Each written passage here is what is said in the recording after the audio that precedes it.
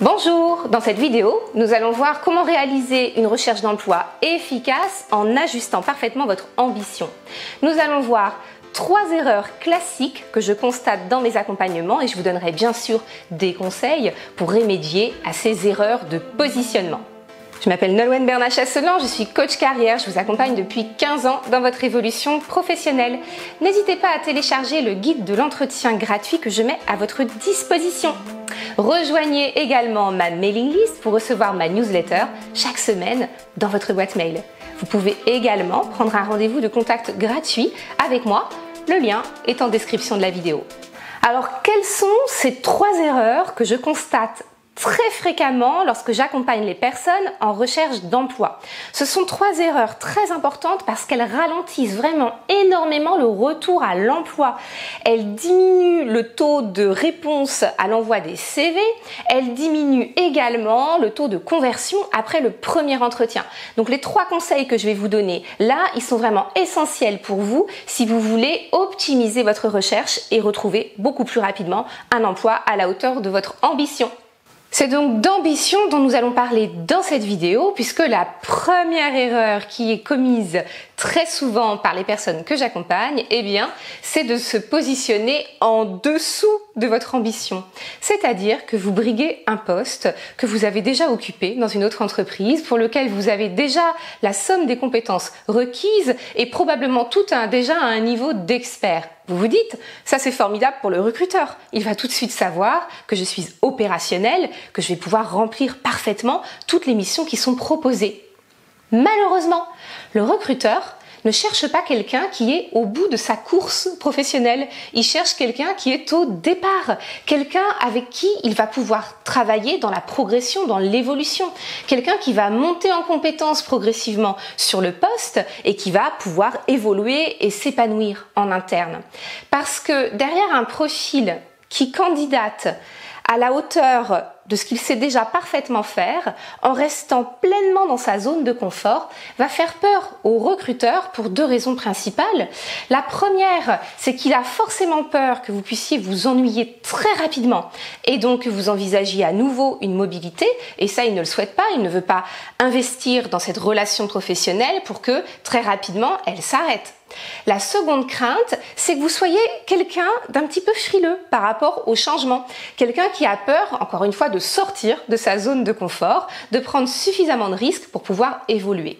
Or, à l'heure actuelle, en entreprise, on cherche des profils qui savent parfaitement s'ajuster au changement, s'adapter, évoluer, progresser, acquérir de nouvelles compétences, car les compétences entrent de plus en plus vite en désuétude. Donc on ne cherche pas des personnes qui vont se reposer sur leurs acquis, mais des personnes qui ont déjà de solides bases et qui sont parfaitement engagées dans la possibilité de continuer à évoluer, à acquérir de nouvelles compétences, à déployer leur potentiel professionnel.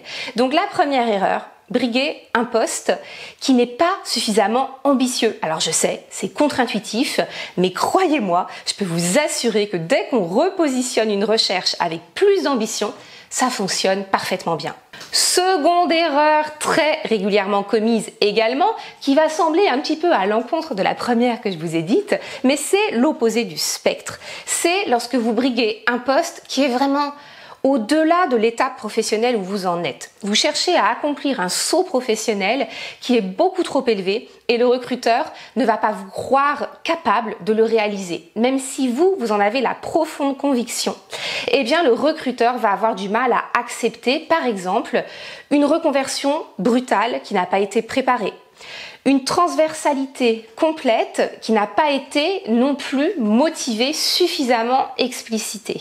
Ça ne veut pas dire que vous n'avez pas le droit d'être extrêmement ambitieux et d'en être à un moment de votre carrière où vous avez vraiment envie d'exprimer votre plein potentiel et vous avez envie de briguer un poste qui est pour le coup largement en dehors de votre zone de sécurité parce que vous sentez que vous en avez l'appétence, que vous en avez les capacités. Vous avez dans ce cas-là plusieurs solutions.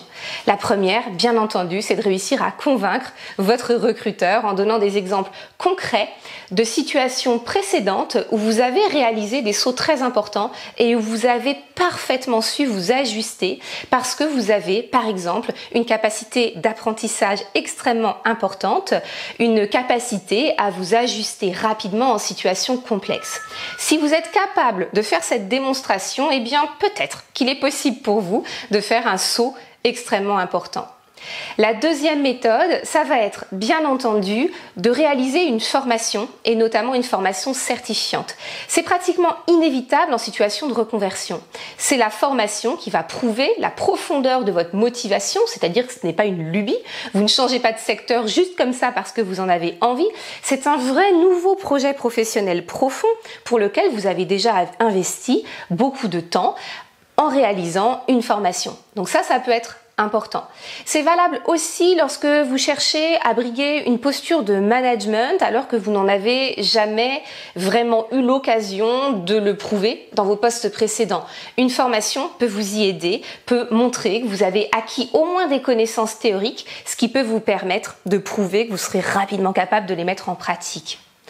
Enfin, ce que vous pouvez faire, c'est accepter qu'il y ait un poste intermédiaire entre votre parcours actuel, votre ambition professionnelle, le projet que vous avez à plutôt moyen terme. Il s'agit de repositionner la dimension temporelle et de ne pas remettre en question votre ambition, mais de vous dire « Attention, je vais la temporiser et j'ai une étape intermédiaire à réaliser. » Cette étape intermédiaire, elle peut se faire sur le poste que vous briguez et ça peut être une des conditions.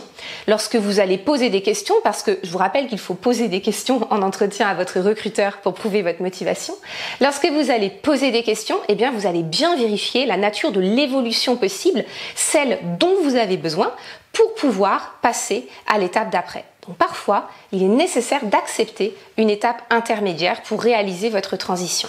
Troisième erreur extrêmement fréquente et extrêmement préjudiciable pour votre recherche d'emploi, votre cible n'est pas précise. Votre projet professionnel est flou. Votre démarche est touffue. Vous pensez que plus vous allez lancer de lignes, plus vous allez avoir de chances d'optimiser le retour. Eh bien, pas du tout, parce que vous n'avez pas plusieurs personnalités, vous êtes une personne dans son unicité, et ça, le recruteur le sait. Et s'il n'y a pas une vision précise du poste que vous briguez, de l'évolution professionnelle que vous envisagez, eh bien, le recruteur n'a pas de lisibilité. Cette absence de lisibilité va casser la dynamique de confiance que vous cherchez à créer en entretien. Il est donc vraiment extrêmement important de travailler cette étape préalable de construction de votre projet professionnel, de définition de votre cible de recherche d'emploi pour pouvoir être réellement optimum. Parce que le recruteur ne cherche pas quelqu'un qui correspond à peu près à son poste et potentiellement à beaucoup d'autres. Il cherche quelqu'un qui correspond très exactement à son besoin. Et c'est ça dont vous devez faire la démonstration.